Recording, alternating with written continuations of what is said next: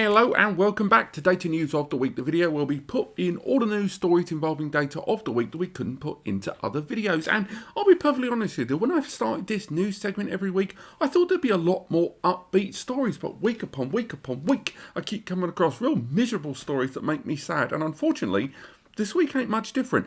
First story up this week is to do with changes to SSDs. Two of the biggest names in SSD, WD and Samsung, have been changing some of their lineup. And I'll be honest, going about it slightly different ways. Now, if we look at Samsung have changed the makeup of their Samsung 970 EVO Plus series by changing the controller ever so slightly. Samsung have always been a little bit more secretive about what's going on inside their drives, and a lot of the time, although in most recent revisions, that controller, the ellipsis that we've seen before, has been largely made, readily available and public for testing.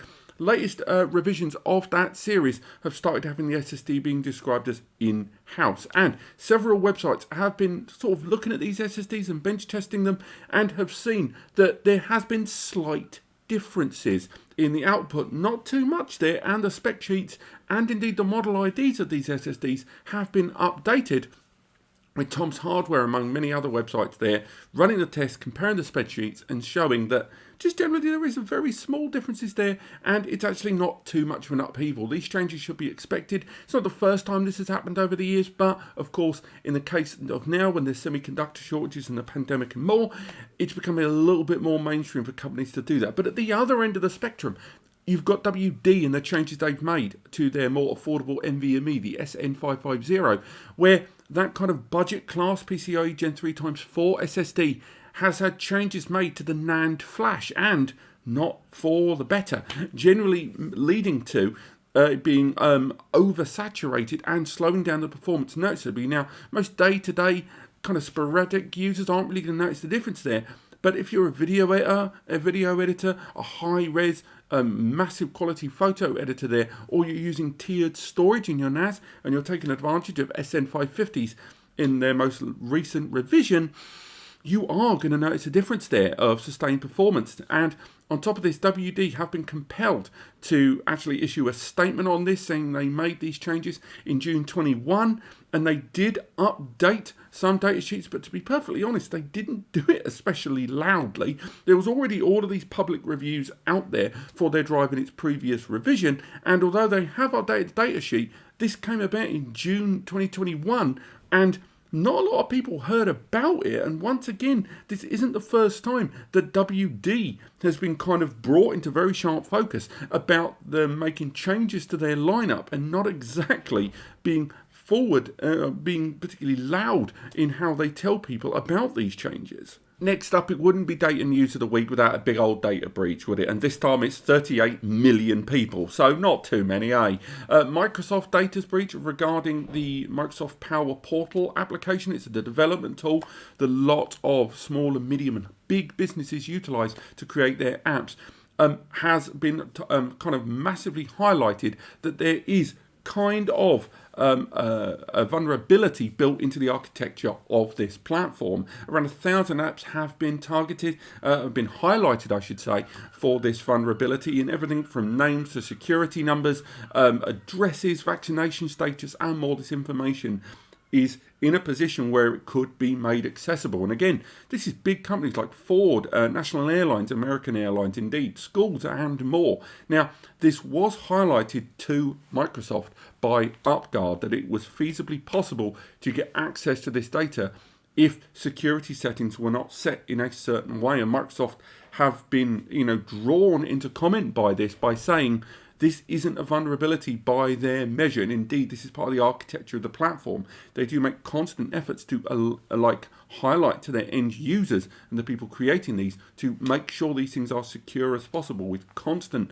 kind of pushes and nods to say you need to keep things secure, and it comes down to the end users not applying these security settings, not creating their perfect data protected oriented structure, that this breach is there to be found. Now, they are, again, even though they say that their platform is still secure, and they're saying how that the vulnerability that's been highlighted to them is actually the design of the platform. If it is not applied securely by the end user, they are still making a big effort to kind of highlight to end users of the Portal app platform to implement higher security guards than they currently have. So again, from what we're reading, not technically a fault by Microsoft here, but a fault by the end users not applying sufficient security settings, which are there to start with.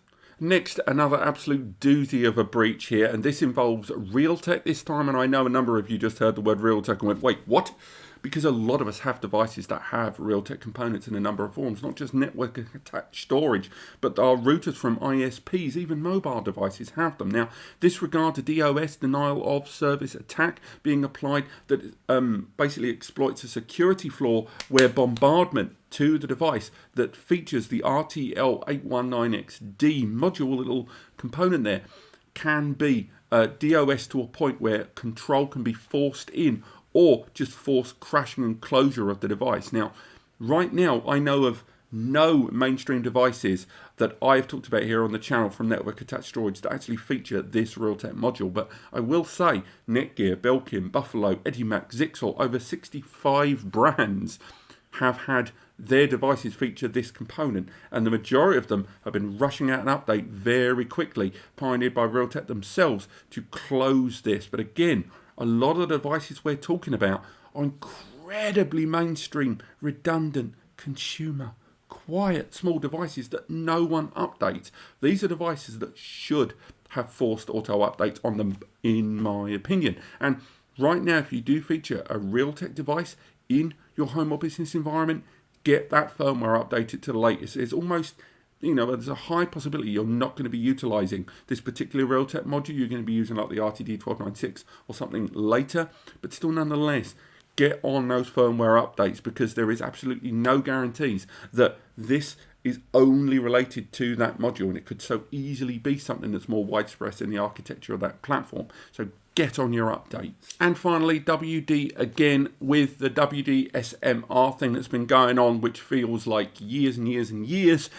Finally, the Malone et al. Versus Western Digital Corp case has gone to a settlement, and WD have basically had to put aside $2.7 million for compensation funding. Now, we are going to make a complete dedicated video on this in a few days, hopefully Tuesday, Wednesday of next week, as we put all the bits together. And there'll be myself and Eddie the Web Guy discussing this whole thing in greater detail. But to summarise in brief here for data news, this SMR drives, for those that aren't aware, WD Red was kind of caught out having a lot of their NAS-based hard drives utilizing shingle magnetic recording rather than conventional magnetic recording or perpendicular magnetic recording. Those two are largely the same, but SMR is not really suitable for large, particularly business class RAID utilization, especially in a NAS that's 24/7, and there are lots of ways in which it can fail you down the line in terms of RAID rebuild and RAID resync and stuff like that, but we'll talk about that later in the week. Now, WD have basically had to put their hands up. They applied these changes to drives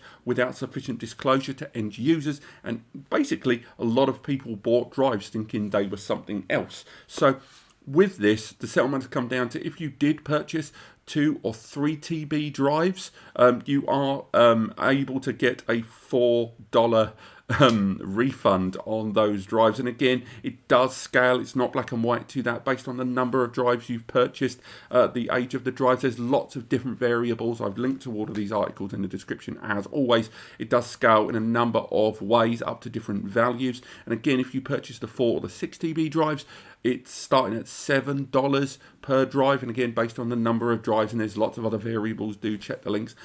But again, you're going to have to be quick, because this goes on until the 27th of November currently. Now, of course, that can always change. There's other variables, and there is up for review, but still nonetheless, 27th of November, if you don't claim by then, as it stands, you can't get a penny, and you can't continue to pursue them on this within the confines of this settlement. So again, not sure how I feel about that, and we're going to go into a lot more detail next week about that, about this and what it means, and how angry should people be, or should they be, is this just, what is this in terms of a settlement here? Is this WD putting their hands up, or is it them basically saying, look, We don't think we've done wrong, but we appreciate you might, and this is some middle ground for us. Again, it's all interpretive. We'll go into more detail next week. But thank you so much for watching Data News of the Week. As always, all the links to today's articles are in the description. And again, thank you so much for watching. Click like and subscribe if you want to know more about news during the week, including data. And I will see you on the next video.